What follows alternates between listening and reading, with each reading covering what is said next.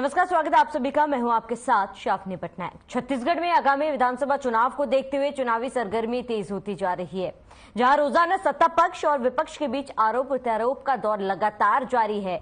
आपको बता दें कि एक तरफ राज्य में विपक्ष की भूमिका निभा रही भारतीय जनता पार्टी प्रदेश की कांग्रेस सरकार के खिलाफ लगातार भ्रष्टाचार और जनता से वादा खिलाफी का रोज बखान कर रही है, तो वही कांग्रेस पार्टी भी विपक्ष के सवालों का मुंह तोड़ जवाब देने से कहीं पीछे हटते नजर नहीं आ रही। बीजेपी के प्रदेश प्रभारी नितिन नवीन ने अपने छत्तीसगढ़ प्रवास के दौरान एक बार फिर कांग्रेस पर जमकर निशाना साधा। नितिन नवीन ने कांग्रेस पर आरोप लगाते हुए कहा है कि प्रदेश की जनता आपसे 4.5 सालों का हिसाब मांग रही है, जिसमें आपने ना तो सड़कें बनवाई है, ना ही बिजली पानी की व्यवस्था की है, बल्कि पुरानी सरकार के द्वारा चालू की गई योजनाओं को भी बंद करा दिया गया और सिर्फ घोटाले किए। इतना ही नहीं, बल्कि नितिन नवीन ने कांग्रेस के पास कोई बड़ा नेता न होने की भी बात कही है। वहीं बीजेपी प्रभारी के आरोपों का जवाब देते हुए प्रदेश के मुखिया भूपेश बघेल ने कहा कि हमने तो अब तक मोदी सरकार का रिपोर्ट कार्ड नहीं देखा है। केंद्र की मोदी सरकार ने देश की जनता को महंगा पेट्रोल, बिजली, अनाज समेत लॉकडाउन, नोटबंदी और अब 2000 के नोट बंद करते हुए सिर्फ धोखा देते ही देखा है। प्रदेश में चुनाव नजदीक है, आरोप प्रत्यारोप का सिलसिला तो चलता है, लेकिन देखना यह होगा कि प्रदेश की भूपेश सरकार का रिपोर्ट जनता के सामने खरा उतरता है या फिर बीजेपी के आरोप।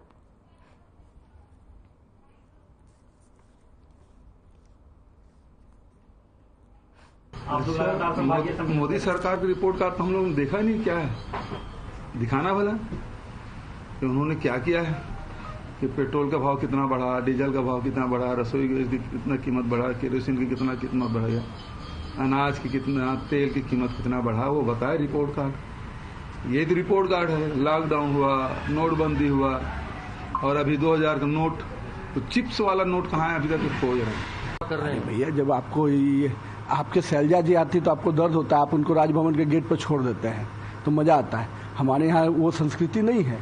और राष्ट्रीय नेता हम प्रभारी हैं, हम क्यों नहीं आएंगे? हम 9 साल के लेखा का जोखा हमारे केंद्रीय मंत्री क्यों नहीं देंगे? हमेशा आते हैं। आपके पास कोई केंद्रीय नेता है ही नहीं तो कहाँ से आएगा? आपके पास तो बस वही बचे हुए हैं राहुल बाबा, जो विदेश में कुछ बोलते हैं और देश में कुछ बोलते हैं। आपके पास है कौन नेता? जिसके पास नेता विहीन व्यक्ति हो, सिद्धांत विहीन नेतृत्व हो और कहीं ना कहीं वैसा पार्टी जो भ्रष्टाचार में डूबा हो, परिवारवाद पार्टी हो, तो उसके पास कौन रहेगा? उसके पास शुरू करेंगे तो सोनिया, राहुल, प्रियंका, इसके अतिरिक्त कौन?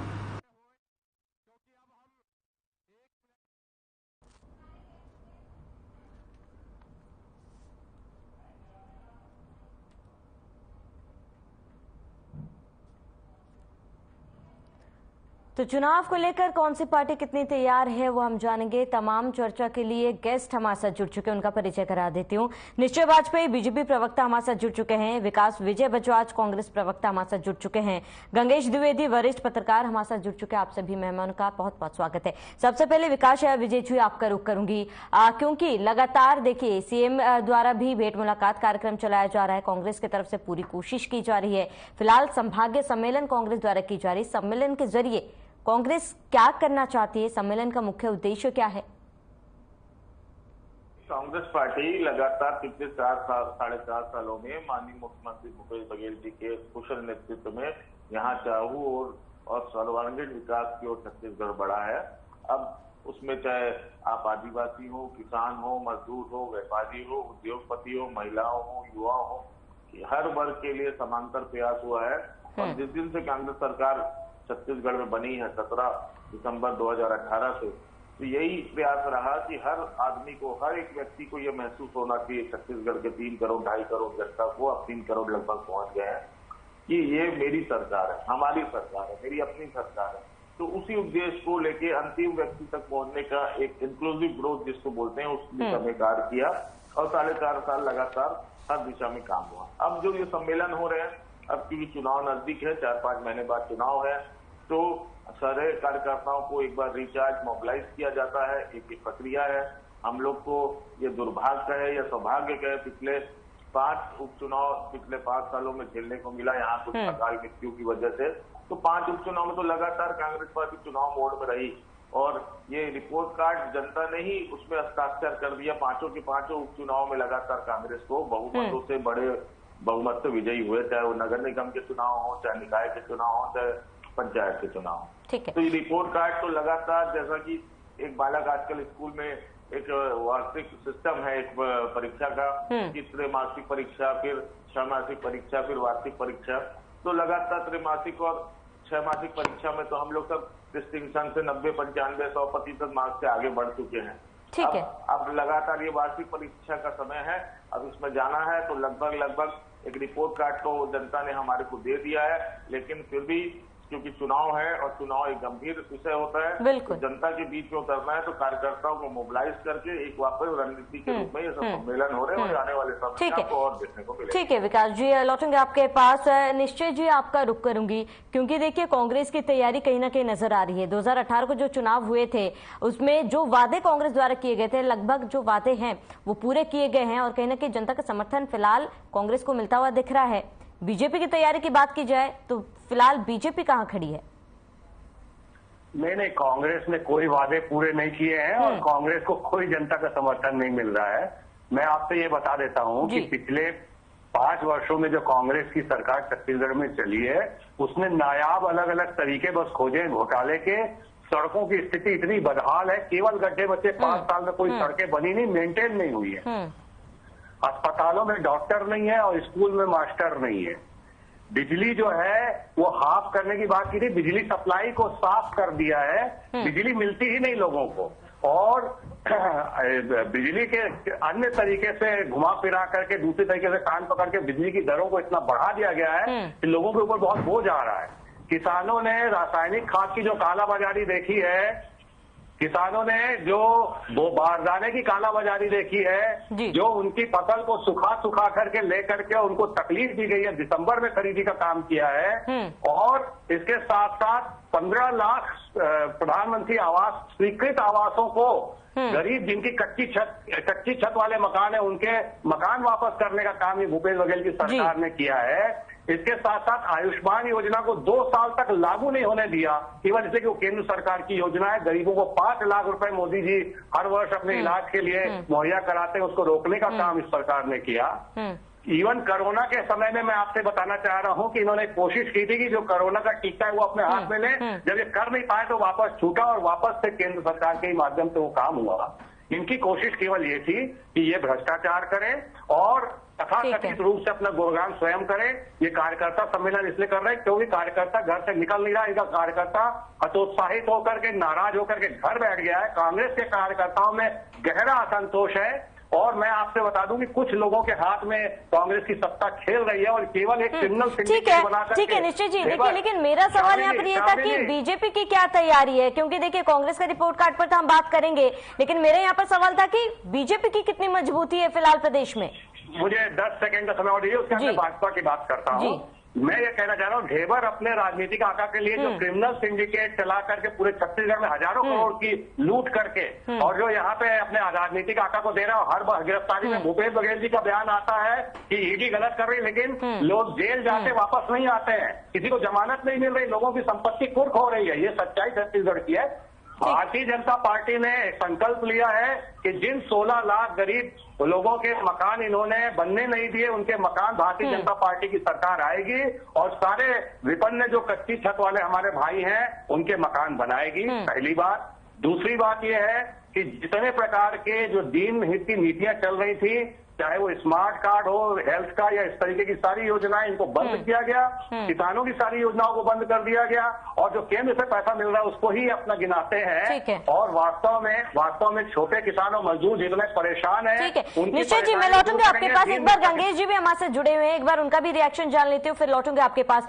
गंगेश जी, दोनों ही प्रवक्ताओं का आपने सुना। अगर छत्तीसगढ़ की बात की जाए, कहीं ना कहीं कांग्रेस की मजबूती फिलहाल छत्तीसगढ़ में बनी हुई है, लेकिन अगर लोकसभा में बात की जाए तो बीजेपी मजबूत है। आपसे जानना चाहूंगी कि फिलहाल की स्थिति में समीकरण क्या कह रही है?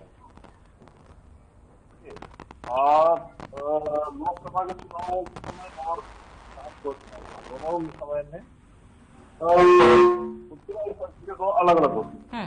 खासतौर पर मैं पिछले चुनाव के अगर परिणाम को देखें तो उसके बाद 90 सीट में 68 सीट कांग्रेस पार्टी का, 70 सीट पास है दोनों चुनाव में 2 सीट आई। लेकिन उसके जस्ट बाद जब लोकसभा चुनाव हुआ तो फिर 10 सीटें, 11 में 16 सीटें भाजपा को चली। इसका मतलब ये स्थानीय रूप से जो उस समय इंटेंसिटी स्थानीय नेताओं को लेकर स्थानीय जो नाराजगी थी, उसकी वजह से विधानसभा में परिणाम बदले। नेक्स्ट कुछ महीने बाद जब लोकसभा चुनाव होगा तो परिणाम फिर वापस भाजपा के सामने करेगा। इस बार भी समझ लीजिए विधानसभा में स्थानीय स्तर पर काम करते हैं।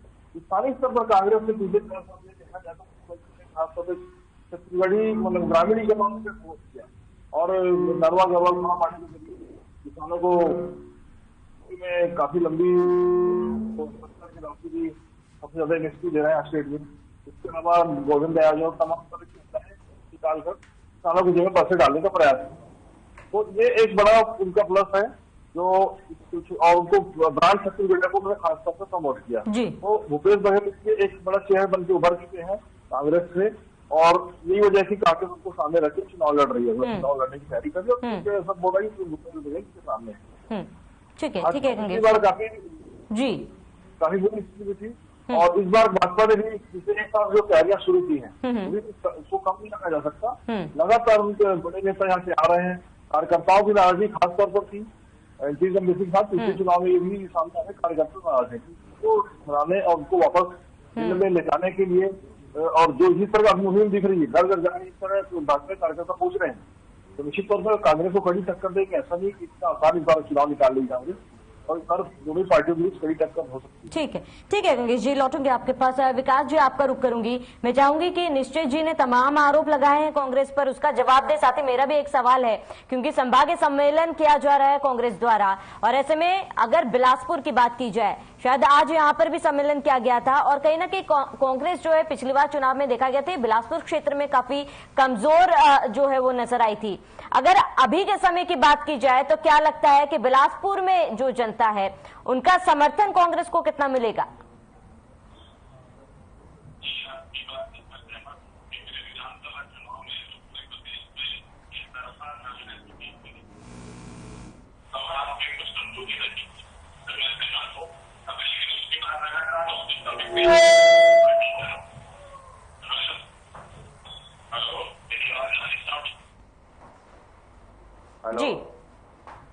जी विकास जी, आपकी आवाज आ रही है। बिलासपुर जिले और बिलासपुर संभाग को लेके कांग्रेस ने अपनी एक विशेष रणनीति के तहत काम करना चालू किया है। आज का सम्मेलन भी उसी दिशा में हम लोग तो अग्रसर हैं और क्योंकि पिछले चुनाव में वहां पर कुछ सीटों में जो उस समय की तत्कालिक एक गठित पार्टी थी जो क्षेत्रीय पार्टी गठित हुई थी, उन्होंने 2-4 सीट पे हम लोग को बड़ा डैमेज किया था।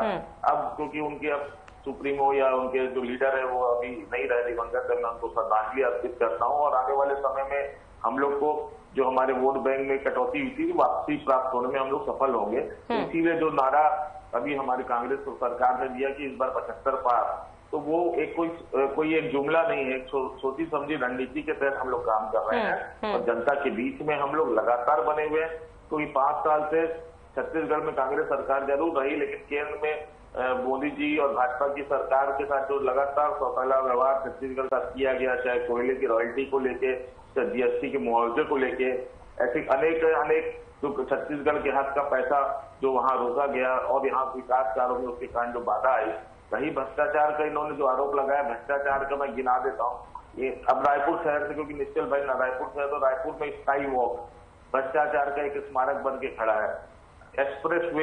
एक्सप्रेसवे जो बनाया है इन्होंने जो समय रेलवे स्टेशन से लेके एयरपोर्ट तक, वो लगातार उसमें इतने बड़े बड़े हादसे हुए। एक तो 9 दंपत्ति की कार पलटी, वो मरते मरते बचे।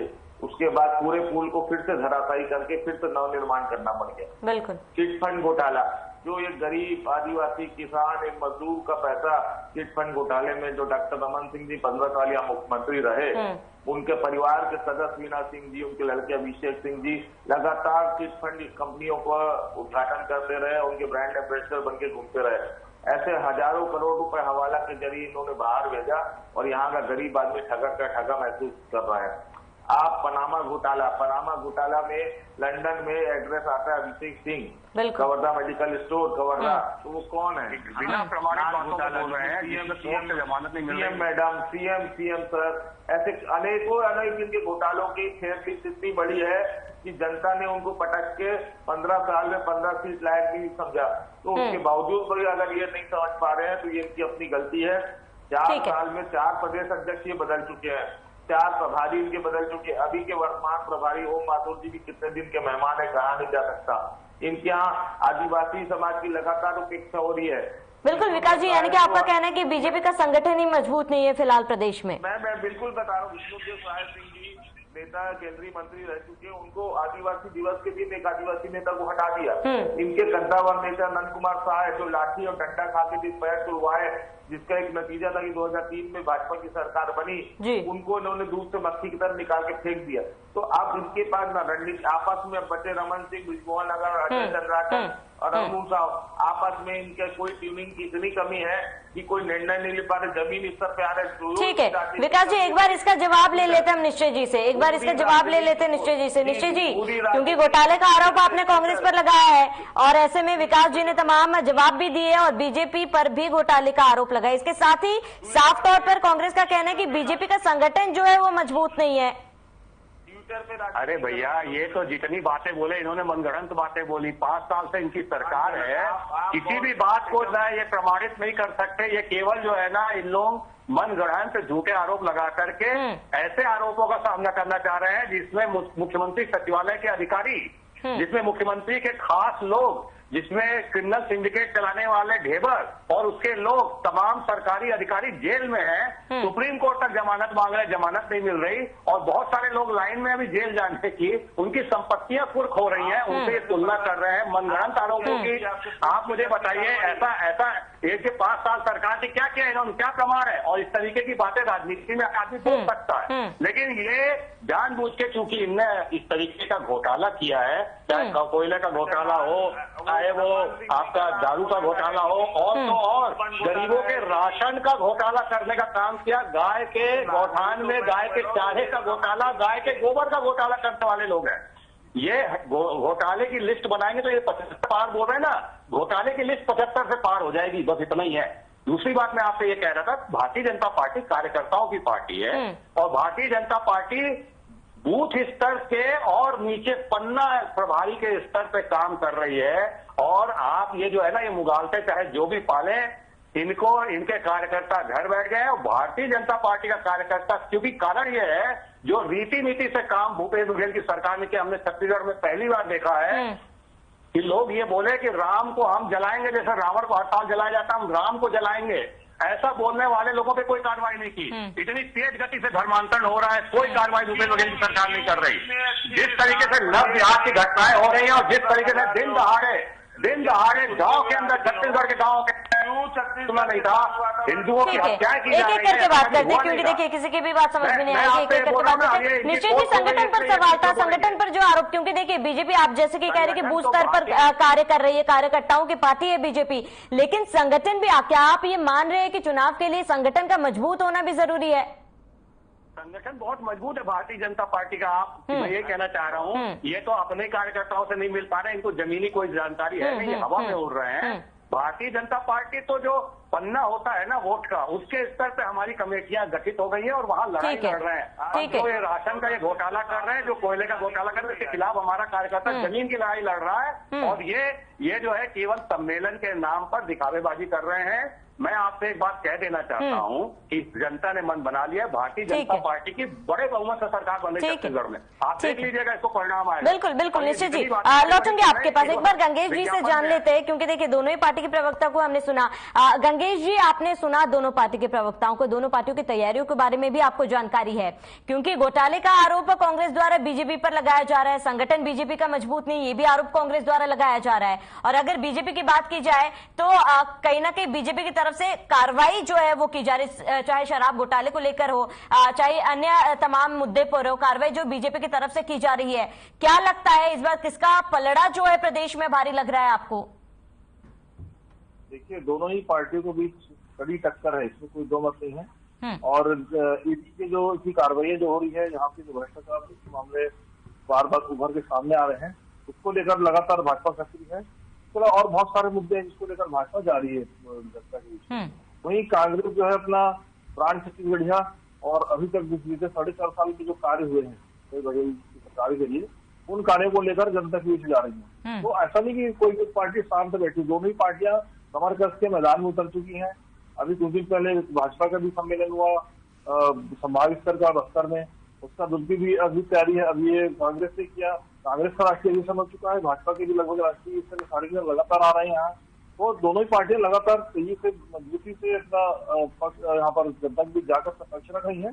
अब जनता को तय करना है कि वो किसको बिल्कुल गंगेश जी, लेकिन क्या फिलहाल कांग्रेस द्वारा जो कार्य किए गए हैं वो दिख रहा है? हाँ देखिए, ग्रामीण अर्थव्यवस्था को लेकर जिस तरह से बातें आई है, लगातार वो किसानों को बोनस दे रही है सरकार, मतलब केंद्र के नियम है तय करती है, उसके चलते पूरे देश के लिए नियम आता है। उसके बाद अंतर की राशि यहाँ दी जा रही है, भले देने में लेकर रही है लेकिन लगातार दे रहे हैं। और इस तरह से ठीक है गंगेश जी, लौटेंगे आपके पास। विकास जी कुछ कहना चाह रहे हैं।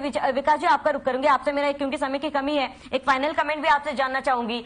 कांग्रेस के लिए फिलहाल आपको क्या लगता है कि सबसे बड़ी चुनौती क्या है? क्योंकि फिलहाल विपक्ष द्वारा भी ये कहा जा रहा है कि कांग्रेस के लिए फिलहाल सबसे बड़ी चुनौती अगर कोई हो सकती है तो आंतरिक कला जो है फिलहाल कांग्रेस में अगर कुछ चल रही है वही हो सकती है। इसके साथ ही आप क्या कहना चाहते हैं? कहाँ आपको दिखिए चावली जी, कांग्रेस एकजुट और मजबूत है। हमारे मुख्यमंत्री भूपेश बघेल जी के नेतृत्व में हम लोग अगले चुनाव में जा रहे हैं। हमारे आदिवासी प्रदेश अध्यक्ष मोहन मरकाम जी के सतत संगठन व्यवस्था के साथ हम लोग जा रहे हैं। प्रभारी हमारी कुमारी शैलजा जी और अनेक सचिव जो केंद्र से यहाँ डिप्यूटेड है, लगातार सभी नेता, चाहे टी.एस. बाबा हो, चाहे चरणदास महंत हो, चाहे जय सिंह अग्रवाल हो, चाहे रामनगर साहू हो, हम लोग सब लोग एकजुट होके आप देखेंगे लगातार आप सम्मेलन जो हो रहे हैं अभी, कल दुर्ग संभाग में भी, आज बिलासपुर में, कल 8 तारीख को दुर्ग में है और आने वाले समय में रायपुर और सरगुजा में भी होगा। तो आप हम लोग पूरा कार्यकर्ता और पूरी कांग्रेस पार्टी एकदम एक फोकस में काम कर रही है और लक्ष्य की ओर बढ़ रही है और मछली की आंख दिख रही है उसको अर्जुन की तरह, उसके सिवाय। ठीक है विकास जी, लौटेंगे आपके पास। एक बार निश्चय जी से भी फाइनल कमेंट जान लेते हैं। निश्चय जी क्या लगता है आपको बीजेपी के लिए सबसे बड़ी चुनौती फिलहाल आने वाले चुनाव में क्या रहेगी और बीजेपी की क्या रणनीति रहेगी?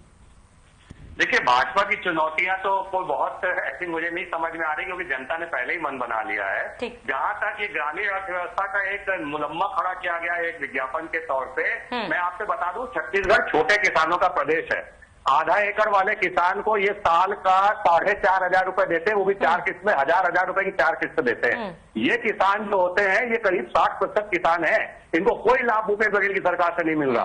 कि थोड़े से किसान हैं जिनको बड़े किसान हैं जो स्वयं ज्यादातर लोग खेती भी नहीं करते, रेग में देते हैं, ऐसे लोगों को 10 एकड़ 20 एकड़ 30 एकड़ वालों को जो दाऊ किस्म के लोग हैं उनको विशेष फायदा हो रहा है। किसी को 2 लाख 3 लाख रुपए मिलता है और वो मुखर है इसलिए वो बोलते हैं। ये लोग पूरे कोई ग्रामीण अर्थव्यवस्था को कोई लाभ नहीं हुआ है और ये केवल आंकड़ेबाजी का खेल खेल रहे हैं। अभी विधानसभा में 18,79,126 बेरोजगारों की संख्या इन्होंने दी थी और इन्होंने जब अभी बेरोजगारी भत्ता जारी किया है तो मात्र 32 करोड़ रुपए ऊंट के मुंह में जी था और उसका ऐसा विज्ञापन कर रहे हैं कि जैसे इन्होंने अपने वादे पूरे कर दिए। 5 साल तक बेरोजगारों के साथ चलावा करने वाली पीएससी का घोटाला, पीएससी में अपने लोगों को।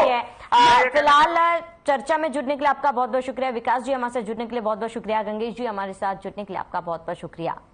तो तमाम पार्टी अपनी अपनी रणनीति बनाने में जुटी हुई है। चुनाव में महज 5 से 6 महीने का वक्त बाकी है। बीजेपी की अपनी तैयारी है और कांग्रेस की अपनी तैयारी है, लेकिन देखना महत्वपूर्ण होगा कि जनता किसकी तैयारी पर मुहर लगाती है। फिलहाल इस बुलेटिन में मेरे साथ इतने। देश प्रदेश की तमाम बड़ी खबरों के लिए आप बने रहिए हमारे साथ।